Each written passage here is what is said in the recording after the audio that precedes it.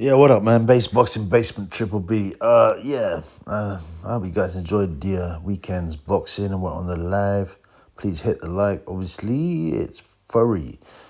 Yeah, it was weird because during the live, I was talking about one of my most underrated films, because obviously there are times when there's gaps in the action, and watching the action from the Kirk chair, like out of Wallin, but out of all in oil drilling, Wallin. But it was quite weird because one of the films that we were talking about, I put a bunch of them, into my phone so I can watch them later. But I mentioned the Limey, which I thought was a very underrated film. It's a film with Terence Stamp, excuse me, who's a very well known UK actor. He's got like these piercing blue eyes, and he was considered a good-looking guy, no homo. And he just died. He just died the next day after I was discussing Terence Stamp in the Limey on my live. I mean, I don't read anything into it. I don't. I don't think I cushed him, but he was 87. That's a good age. So yeah, R.I.P. Obviously, everyone got to go one day. What's his name? What's that name? You remember Sergeant Barnes in that really good movie Platoon? Well, it's good Platoon, except it's like a lot of Vietnam films. It makes up like the Americans had a real hard time. Yet the people that had a real hard time were the Vietnamese, who had 1.5 million casualties, and I think only like, I don't know, how would the Americans have like 65,000 casualties over 10 years? Come on, man. It's weird how they portrayed it as a, the poor underdogs, the Americans. What, the Americans who had napalm, right? Jets, right?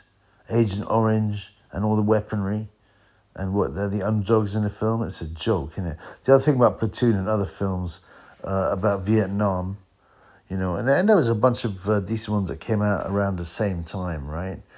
Like the one where, which is filmed in the UK in the East End, where they go, me love you long time, me sucky fucky, what is it called?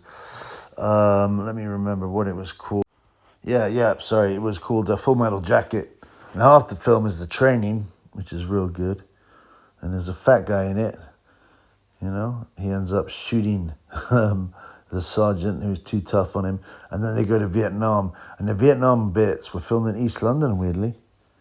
But that's the problem is those Vietnam films, right? Is they portray it as it's all the people that were drafted were mostly black and Latino, and then a few whites. So if you look at Platoon and Full Metal Jacket, 50% of the guys are black or Latino, 50% of the guys are white. That's not the reality, right? The reality was 85% of the fighters in Vietnam on the American side were white Americans, hillbillies mainly. They drafted all the hillbillies.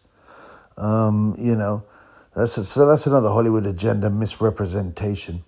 You see it again and again.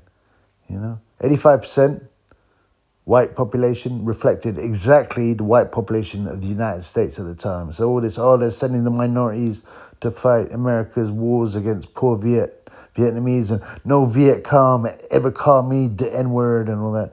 It's nonsense, man. 85% of the guys reflecting the population percentage at the time were white Americans. So that kind of annoys me. But that doesn't mean they're not good films. And anyway, Private Barnes, you remember Private Barnes with all the scars, in Platoon?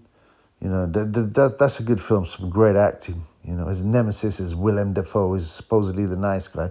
But they're all killers, you know what I'm saying? And Bunny, all the evil people as well in Platoon and Full Metal Jacket are always white. Do you notice that?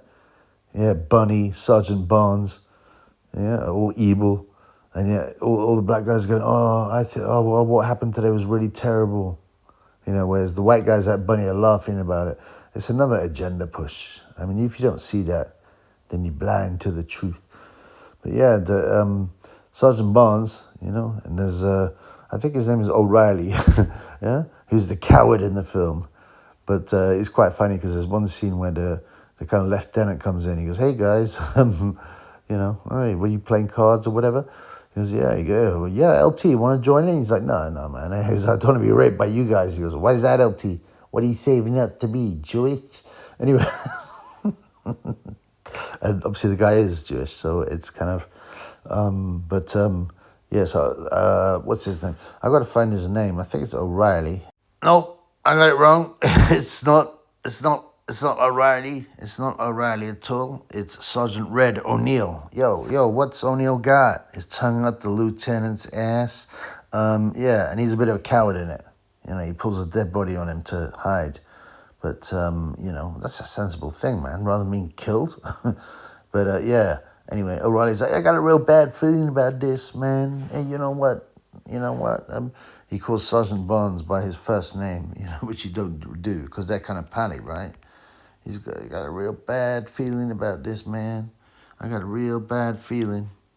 That's right. You know, you call me by their surnames or Sergeant or whatever, but in the film, his name, Sergeant Barnes, his name is Robert, right? But O'Neill's like, hey, Bob. He wants to be real funny. Hey, Bob, I got a real bad feeling about this, man. Can't you get me on one of them choppers? And he looks at him, because he's a real killer, a soldier, Sergeant Barnes. He goes, everybody gotta die someday, Red. And so, yeah, you know, he had a decent run. Sorry for the tangent. He had a decent run at 87. So Terence Stamp in the Limey. Like I said, it was a very underrated film. It kind of flopped. So it didn't have a big budget, but it kind of flopped, right? It got quite good reviews, but it didn't make any profit on the box office. I'm not sure why. I think mainly because in the States, for example, people have forgotten who Terence Stamp was. And also the name of the film, The Limey. It's whack. No one's gonna, you know how some films have inappropriate names, like Sexy Beast with, you know, what's his name? Ben Kingsley. No, you're going to turn this opportunity. Yes. You look like a leather bag. You look like you're made of crocodile skin or whatever. I'm paraphrasing. He doesn't say that, but you look like a piece of leather. You make a bag out of you. And Ray Winstone, you know, it's called Sexy Beast, which is completely weird and inappropriate. It just sounds like some creepy prawn film. And the Limey as well. That doesn't really tell you anything. I mean, the Limey is one of the wackest insults of the world. That's meant to be an insult, yeah, against English soldiers from American soldiers in the Second World War. I think it was based because something to do with, you know, I think it was UK soldiers used to use lime juice in their hair or lemon juice or some nonsense like that, and so they called them limeys. You know, I mean, it's really not that insulting.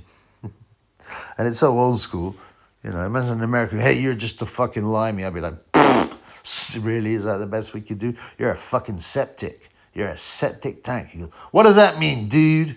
It means you're a mug. So anyway, I don't know. I think it had something to do with the name, to be honest. They just chose a stupid name. They could have chose something more punchy. But yeah, the Limey, as I said, it originated as a nickname for British sailors because they used lime juice to prevent scurvy. Wow, that's so insulting. Yes, septic. But, yeah, R.I.P. Terence Stamp. And the Limey, as I said, it's not a bad film. I'm not going to talk too much about it because you may want to watch it. But it's about a guy who comes out of 9 years of prison in the UK. And he found out his daughter, who's played by Melissa George, who was known as Angel in Home and Away years ago, if you can remember that. She was like a pretty little thing. And she's been murdered. And he wants to find out what's going on. She's Australian, oddly, but I can't remember her having a speaking part in it. I think it's all flashbacks and stuff like that, you know. Apparently Melissa got cancelled for some reason. I can't remember why. But someone was telling me on the live. Anyway, yeah, so he comes to find out her killer, and she was going out with this creepy guy played by Peter Fonda, who's like some film producer and running drugs and blah, blah. But Terence Stamp was good in it. And also it's got one of my favorite character actors, Luis Guzman. Hey, you know, the Latino, man. Hey, Carlito. He's in Carlito's way, man. And he always speaks like, he's from Puerto Rico, man. And he always speaks in that heavy Latino accent. And he's done loads of films, man. He must have done some good money out of it. But yeah, he's in Carlito. Hey, Carlito, you want to kill Benny Blanco? And you know, Luis Guzman is a good guy in this. He was like a friend of the Melissa George character. And yeah, I won't ruin the plot, but it's quite gritty. It's obviously lowish budget, 10 mil, which is considered a low budget, but you know, Terence Stamp's good in it. He goes, "Tell them I'm coming." You know, he whacks a few people. And yeah, it's worth a watch. Underrated. Actually, yeah, it was critically acclaimed. It was up for a bunch of prizes, but it just didn't do well at the box office, you know? Sometimes you don't have the hype machine. Sometimes you don't have the right, you know? You don't have a big name actor. You know, Terence Stamp is kind of, you know, he's like a 60s and 70s actor. So, but yeah, so he's passed at 87. So yeah, give it a watch, man. The Limey with Terence Stamp, Melissa George, Peter Fonda, and Luis Guzman, man. Luis Guzman, hey man. Yeah, check it out. But you know, like I said, everybody got to die one day. 87 ain't a bad lifespan. He must have had fun. The ladies used to love him. He lived throughout the 60s and 70s, which was a crazy time. So, yeah, anyway, there you go. Check out the Limey. Tell me what you think about it in the comments. I tried to put the trailer in, right? But I got a copyright strike immediately. So I can't actually have any film footage. But have a look. And tell me what you think about it. Peace in the Middle East.